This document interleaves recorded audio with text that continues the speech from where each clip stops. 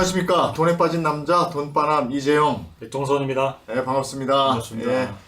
근데 2019년 작년 통계인데요. 작년에 건강보험료와 관련해서 민원 건수가요. 저도 이렇게 많을 줄 몰랐습니다.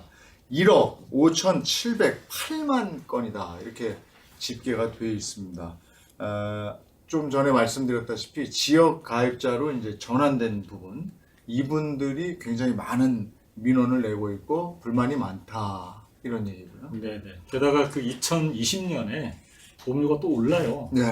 2019년에 그 건강보험료가 6.46%였는데 이제는 6.67%로 약 3.2% 올랐고요. 그 건강보험료 안에는 장기 네. 건강보험료도 들어가거든요. 네. 이게 2009년에 8.51%였는데 올해는 10.25%로 대폭 올랐어요. 네.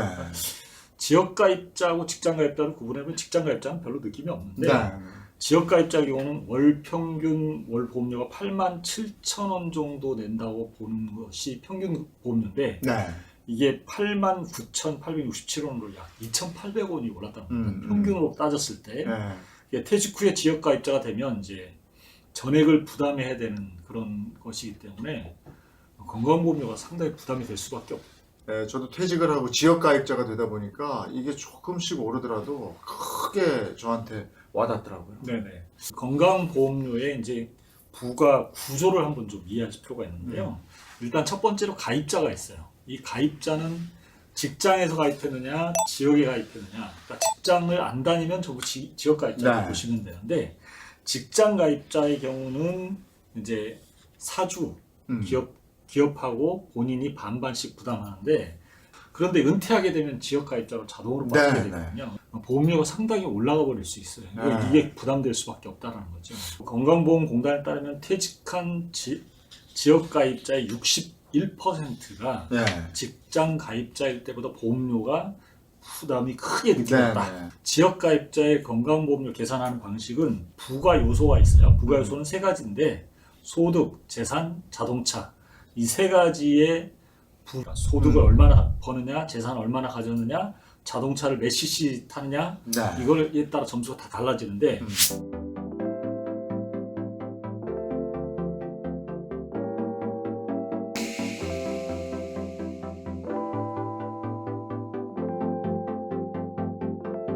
소득이 있는데 연금 소득밖에 없어서 1년에 한 2천만 원 정도 받는다.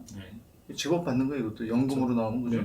뭐 일단은 뭐 한 2천만 원 연 잡고 서울에 집 한 채가 있는데 한 9억 기준 정도 잡고요. 국산 2000cc 자동차 한 대 있다. 이 정도로 계산하면 어떨까요?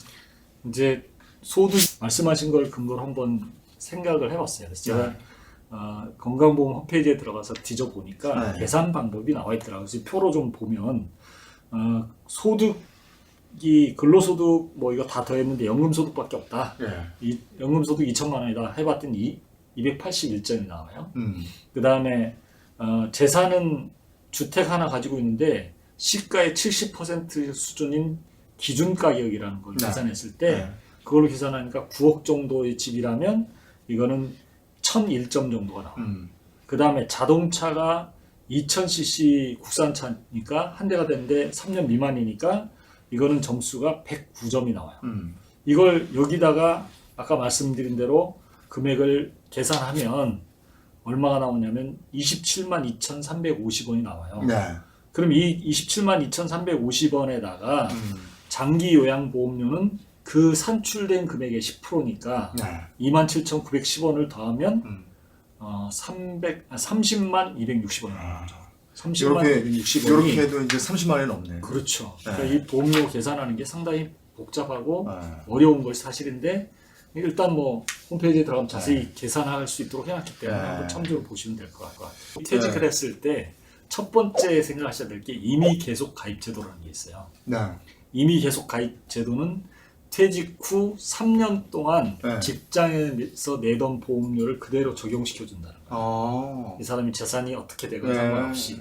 아니 근데 이런 거 그냥 알아서 해주면 안 돼요? 직장 관두고 그냥 그대로 이렇게 매겨주면 안 돼요? 이게 조건이 있거든요. 그러니까 임의 계속 가입자가 되려면 퇴직 전 1년 동안 회사를 다녔어야 돼요. 직장에 임의 계속 가입자로 신고를 하면 2개월 이내에 네. 그렇게 하면은 임의계속 가입자로 적용돼서 과거에 직장에서 냈던 건강보험료를 그대로 적용받을 수가 있어요. 아, 본인이 어쨌든 그렇게 신고를 해야 되는군요. 그렇습니다. 2개월 안에. 네. 예.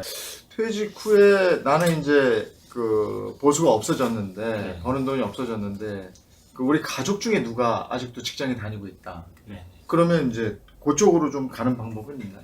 그렇습니다. 그 실제로 자녀의 피부부양자로 등록을 한 방법인데요. 그러니까 피부양자가 되는 것은 자녀에게 부담이 가중되는 것은 아니에요. 왜냐하면 자격 취득일로부터 14일 이내에 피부양 자격 취득 신고서만 제출하면 네. 보험료 부담 없이 건강보험 혜택을 받을 수가 있거든요. 그러니까 자녀의 그 건강보험료가 올라가는 것과 상관없어요. 안 올라가요. 여기에 이제 조건이 하나 있어요.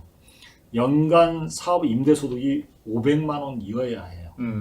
그다음에 이자, 배당, 연금, 기타 근로소득이 합계역이 전체 소득, 그다음에 재산 이걸 다 더했더니 연간 3,400만 원 이하다. 네.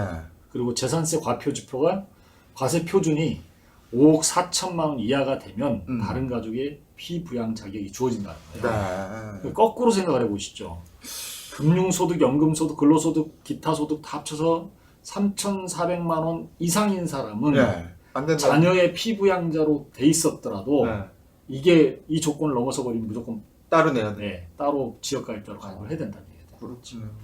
그러면 재취업하면은 다시 그 직장으로 되는 거죠? 그렇죠. 재취업은 가장 이제 그 보험료를 줄이는 가장 좋은 방법이고 네. 마지막이라고 볼 수 있는 것이 바로 은퇴 후에 건강보험료를 낼 만한 직장을 얻어라라는 거예요. 기존에 3년 동안 이미 계속 가입 기간을 적용받다가 다시 재취업을 하게 되면 건강보험료를 계속해서 직장 건강보험료로 지역 직장 가입자를 해가지고 되기 때문에 이 부분을 활용할 수가 있습니다. 그러니까 보험료를 확 줄여버릴 수가 있는. 급여가 있고 비급여가 있고 뭐 이렇게 되잖아요.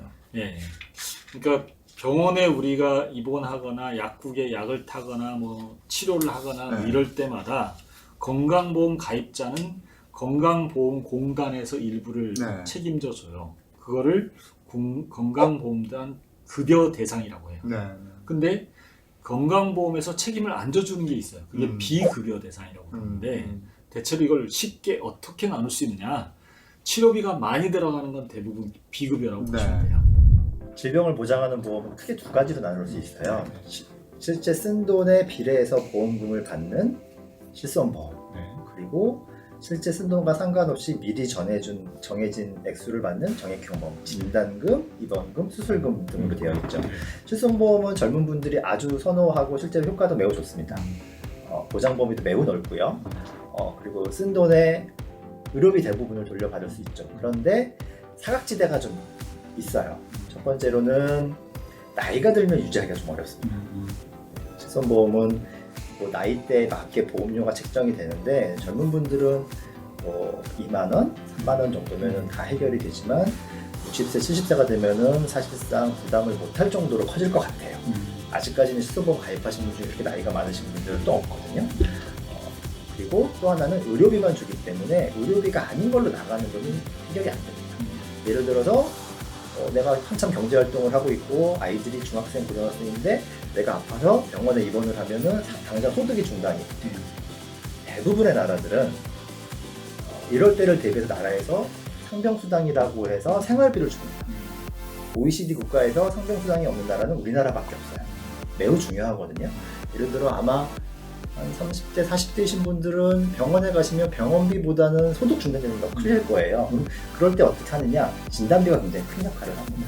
암에 걸려서 내가 한 달 동안 회사를 못 나갔다, 아주 사소한 치료를 하더라도 한 달 동안은 직장을 못 나갔다, 그 돈을 뭐 진단금 같은 거에서 생활비를 쓰실 수가 있고요. 내가 아프다고 애들 학원을 안 보내진 않잖아요. 내가 아프다고 아파트 할부금을 안 내도 되는 건 아니거든요. 그럴 때를 대비한 건 오히려 병원비보다는 기타 여러 가지 부수적인 비용을 보장받는 게 더 중요할 수도 있다. 꼭 아셨으면 좋겠어요. 건강보험에서 책임져 주지 못하는 부분들을 따로 보험을 들어야 되는데 네. 첫 번째 실손 의료비 보험으로 네. 병원비를 책임질 수 있도록 하고 네. 두 번째가 그거 외에도 이제 암이나 고액의 치료비가 들어가는 뭐 네. 심혈관 질환이나 네. 이런 거에 걸리면 네. 여기 진단비를 받아야 되니까 네. 그런 걸 보장받을 수 있는 진단비 보험은 반드시 선택해야 된다. 또 하나가 있다면은 사망을 보장하는 정기보험이나 종신보험도 고려할 필요가 있죠. 내가 경제 활동하는 사이에 사망을 하게 되면은 내가 열심히 아파트 분양받아서 한 30년 동안 내기로 했는데 5년밖에 못 냈는데 사망을 하시게 되면 결국 그 집을 떠나야 되거든요. 그럴 때를 어떻게 대비를 하느냐? 경제적으로 여유가 있다 그러면 종신보험이 더 좋을 수가 있고, 내가 정말 경제적으로 여유가 없어요 하시더라도 정기보험으로도 아마 그 정도는 충분히 보장이 가능하실 거예요. 보험료가 별로 높지 않거든요. 잘 알겠습니다. 그 보험으로 준비하는 이유는 의료비의 상승이 계속 발생할 수밖에 없고, 실제로 60세 이후에 의료비가 급격하게 상승해서 80대세는 엄청나게 많이 들어가거든요.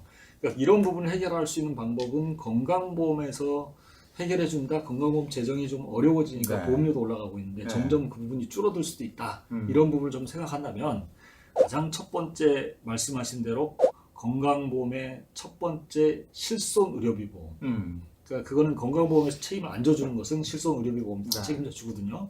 그러니까 이 부분을 반드시 선택해야 된다라는 거. 두 번째로 3대 성인병처럼 암, 뇌졸중, 그 허혈성 심장질환 뭐 이런 것들에 대한 보장은 반드시 선택을 해야만 고액의 진료비를 책임져 준 문제에 대해서 자기 스스로 책임질 수 있도록 하는 겁니다. 더 궁금한 점이 있으면 저희한테 문의를 해주시고요. 또 구독, 좋아요 눌러주시면 저희가 더 성실히 방송을 하도록 하겠습니다. 함께해 주셔서 고맙습니다. 감사합니다.